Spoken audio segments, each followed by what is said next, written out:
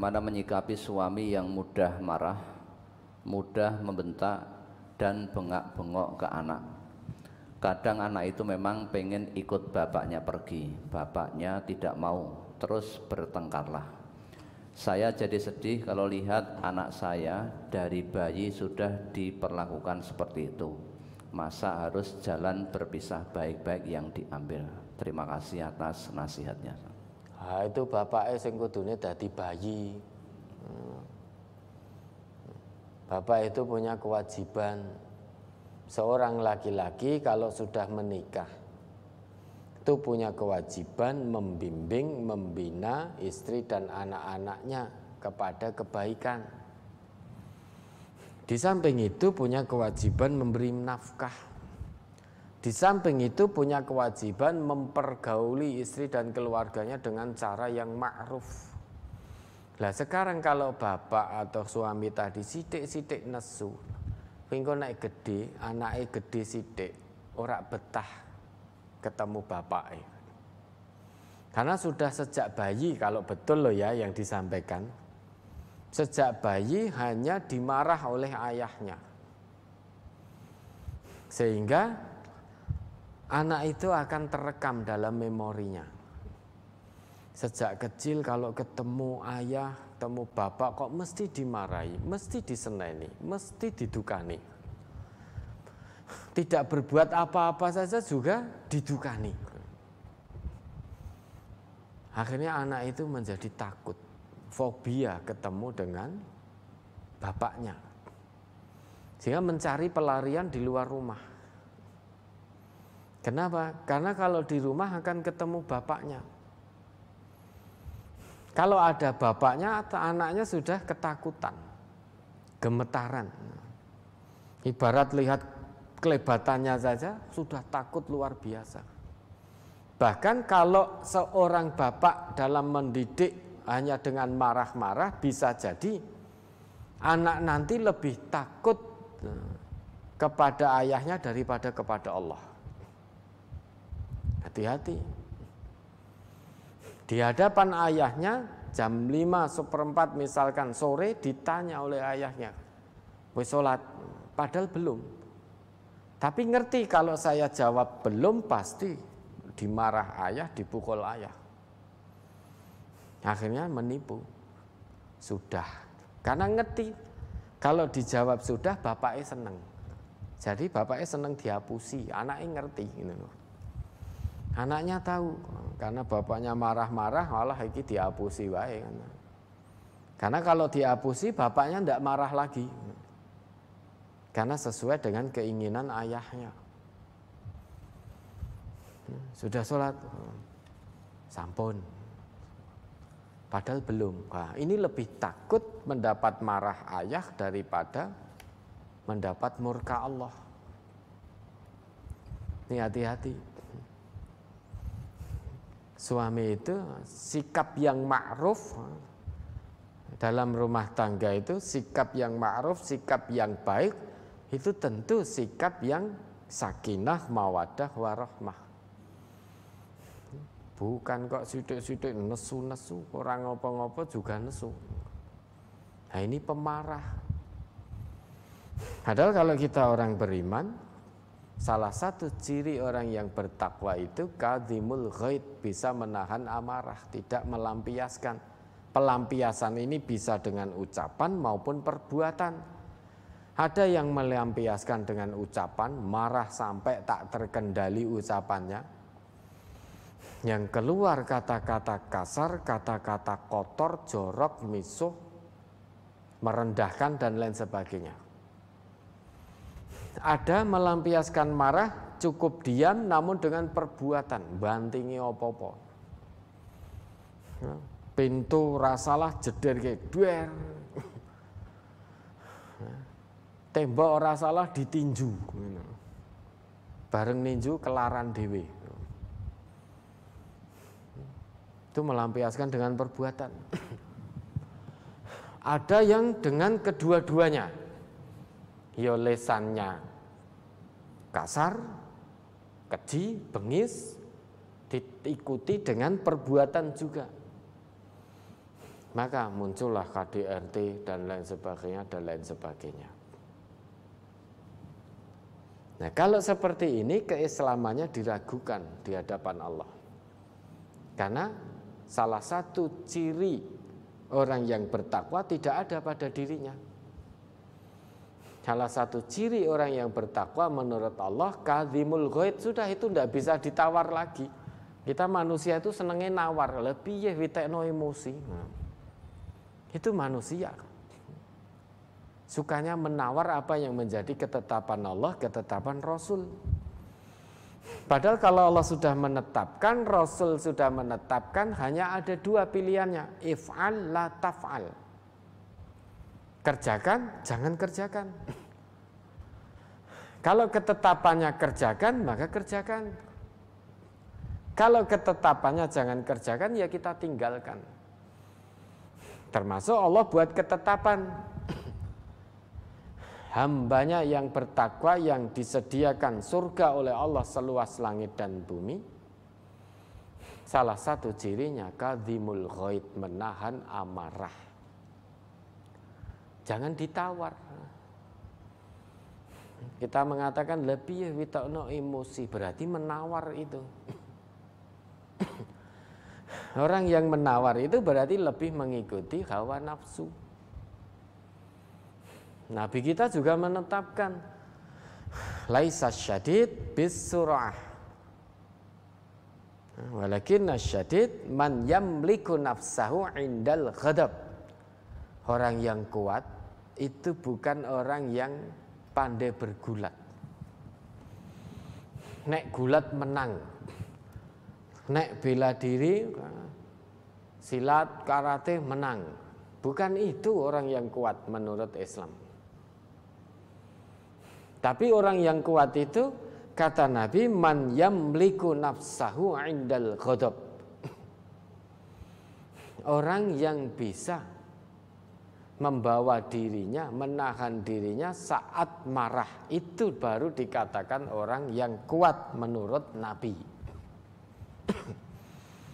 Sekalipun gulat menangan, silat, karate, kungfu menguasai, namun kok sidik-sidik nesu, tidak bisa menguasai dirinya saat marah, sehingga melampiaskan amarah baik dengan ucapan maupun perbuatan, maka itu bukan orang kuat menurut Nabi. Berarti bukan orang kuat menurut Islam. Karena orang kuat menurut Islam itu bisa menahan amarah.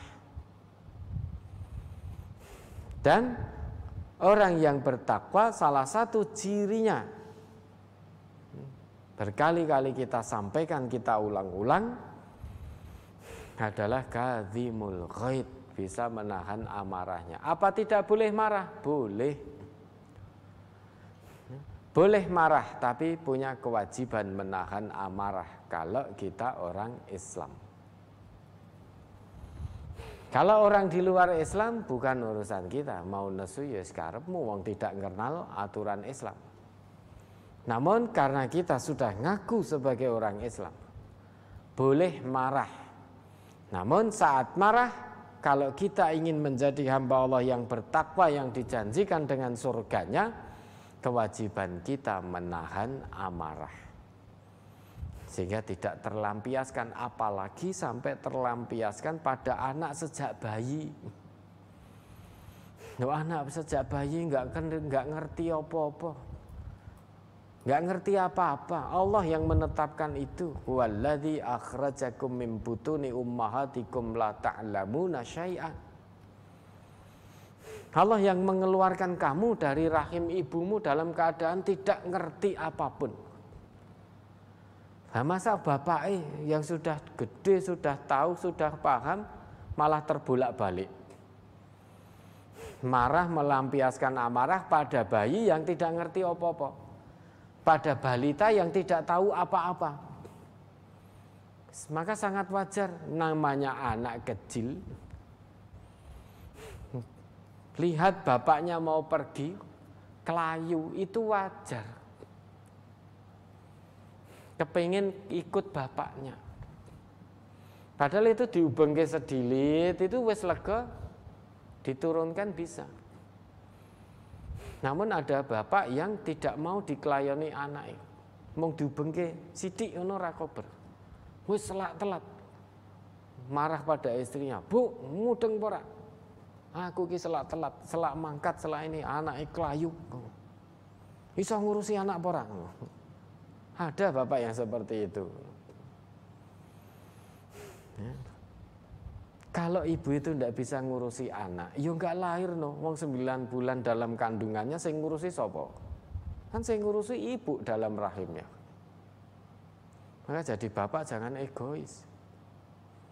Jangan rumangsa peh lanang. Bahaya kalau rumangsa peh lanang terus semena-mena terhadap istri. Istri itu bukan budak, bukan.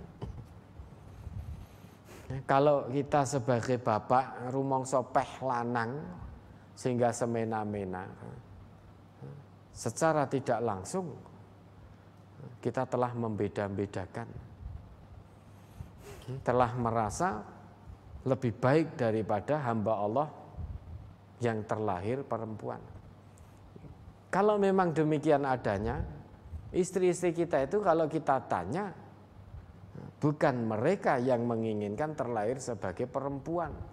Kalau memang laki-laki itu dipandang lebih bertakwa, lebih mulia. Istri-istri kita tentu akan merasa bahwa saya bukan pilihan saya terlahir sebagai perempuan. Kenapa Allah enggak melahirkan saya laki-laki saja? Kan gitu, maka jangan merasa peh lanang. Jangan egois. Istri bukan sebagai budak, maka jangan diperlakukan layaknya budak. Suami punya kewajiban yang itu menjadi hak istri. Kalau suami tidak menunaikan kewajibannya, dosa. Aja rumangsa paling menang. Istri punya kewajiban yang mana itu hak suami. Istrinya tidak menunaikan kewajiban, maka dosa. Termasuk seorang istri itu kewajibannya, kalau suami menginginkan dirinya dalam arti mengajak kumpul, meski istrinya sedang dalam keadaan memasak, wajib bagi istrinya untuk memenuhi itu keinginan suami. Kalau sampai tidak dipenuhi, maka istri itu mendapat laknat dari seluruh penduduk langit. Tidak bisa dibayangkan saat mendapat laknat dari seluruh penduduk langit, tiba-tiba Allah kirimkan malaikat mautnya untuk mengambil nyawa si istri yang telah menolak melayani suami tadi. Berarti istri meninggal dalam keadaan su'ul khatimah, karena mendapat laknat penduduk langit. Maka dalam rumah tangga, baik suami maupun istri harus paham kewajibannya masing-masing. Harus paham. Kalau semuanya paham, niscaya keluarga sakinah, mawaddah, warahmah itu akan terwujud. Sakinah itu apa tahu? Kita kan pinter mengucap, mudah-mudahan samawa. Lesan kita sudah tidak terhitung mendoakan saudara kita seperti itu. Ning keluarganya sendiri ora samawa. Sakinah itu apa?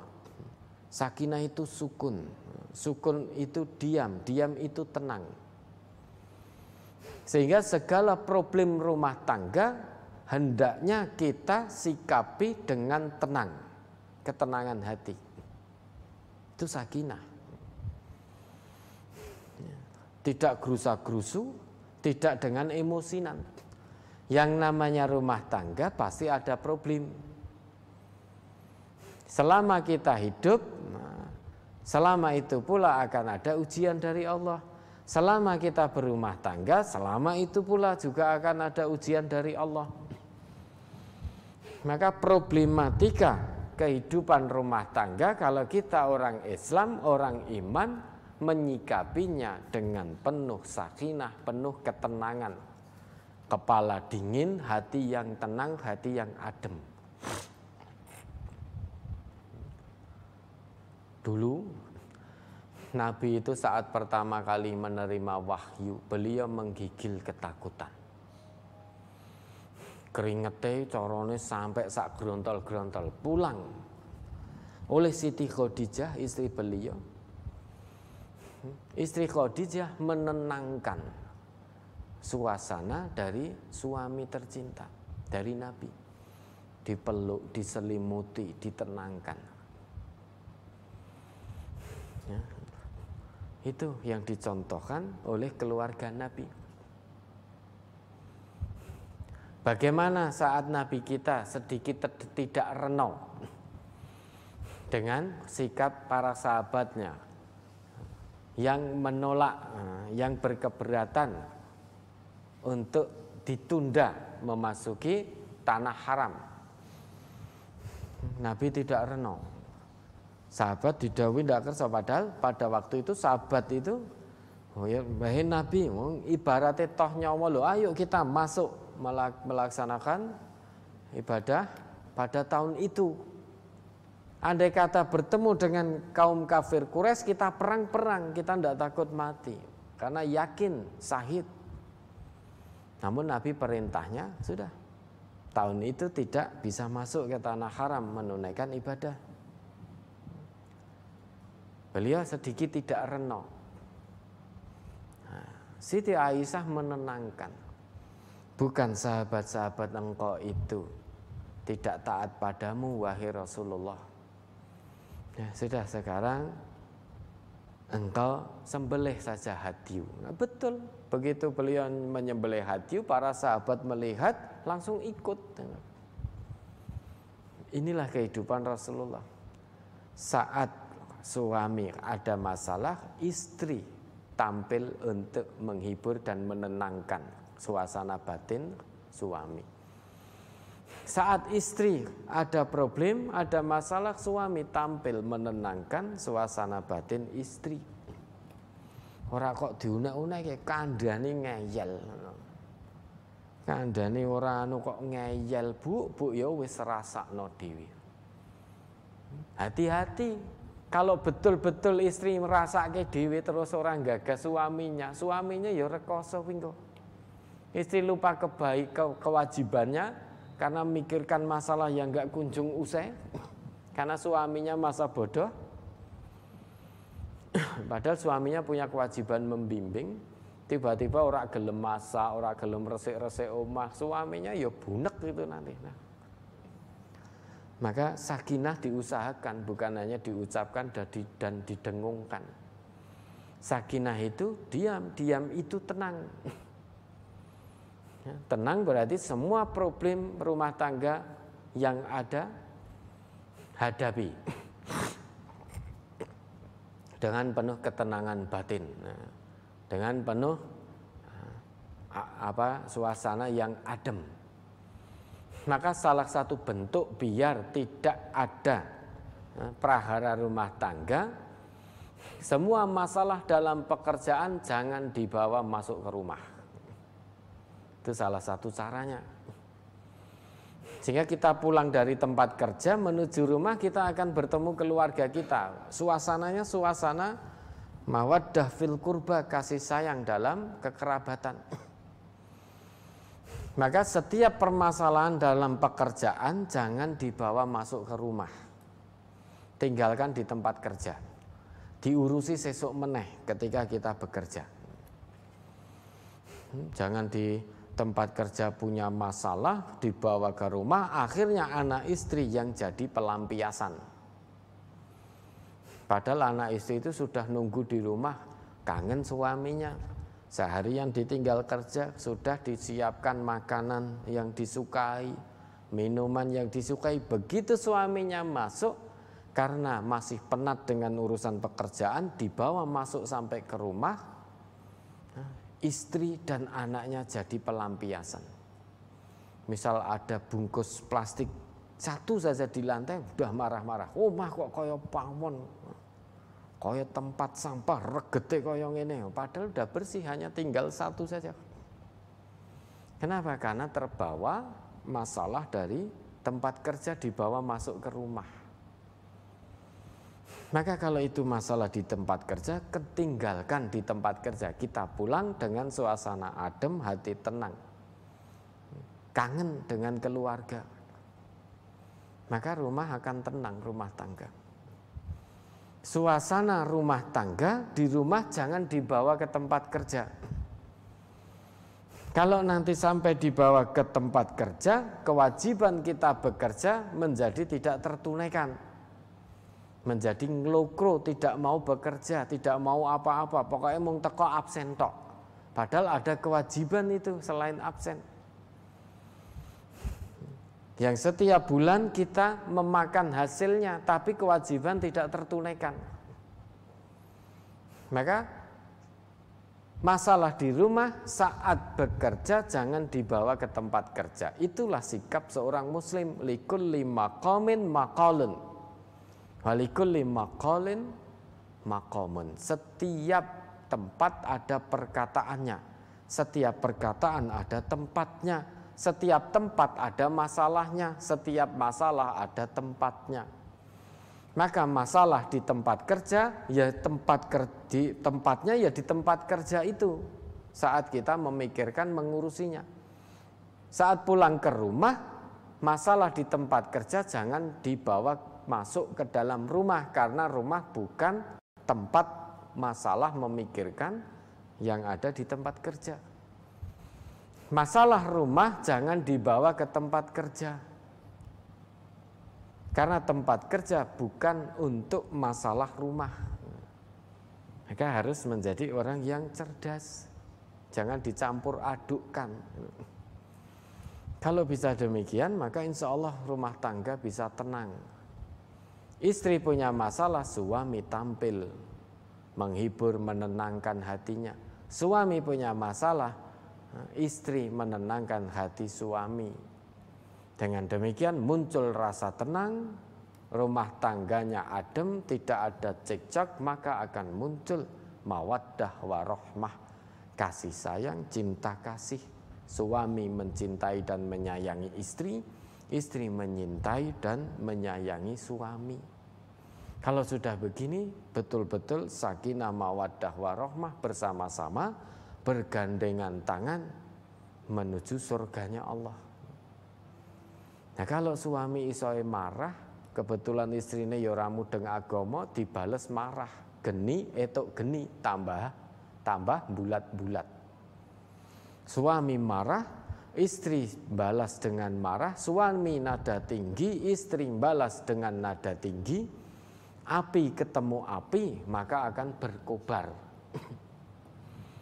Ya, kalau suami marah, istri harus bisa tampil menjadi air sehingga padam apinya. Padam apinya. Jangan geni temu geni, bulat-bulat, korbannya anak-anak. Enggak tahu apa-apa jadi korban. Bahkan sejak kecil loh, dikatakan tadi, mung dinesoni bapaknya mung goro-goro kelayu, kok yo kebangetan men bapaknya. Kalau ndak itu ibunya masih masak, gitu, anaknya kelayu nangis merengek-rengek, bapaknya jengkel, nyeluk ibunya, manggil ibunya, ibunya belum dengar atau belum datang. Ada kok bapak yang tega tiba-tiba anaknya dilarak gitu saja. Misalkan gondeli sepeda motor bapaknya, anaknya tiba-tiba digeret, dilarak gitu saja agar menjauh dari sepeda motornya. Ada bapak yang seperti itu. Nah, kalau seperti itu, sifat takwa belum melekat pada diri suami tersebut. Salah satu sifat takwa karena suka marah. Nah, ini agama itu bukan hanya teori, ya. Butuh praktek. Jangan suka nawar teori kebenaran dari Allah, dari Rasulullah. Kalau Allah sudah tetapkan sabar, tahan amarah, Allah Rasul sudah tetapkan itu, ya sudah, tinggal kita usahakan. Tinggal kita usahakan. Maka kalau memang hobinya marah dengan ucapan, begitu keadaan marah, salah satu usaha yang maksimal dilakukan sudah tutup mulutnya. dah mingkem. Nah, orang mingkem coba mau marah, piye coba, kan gitu, nah, nggak keluar kata-katanya. Itu salah satu ikhtiar kita. Oke, ada lagi.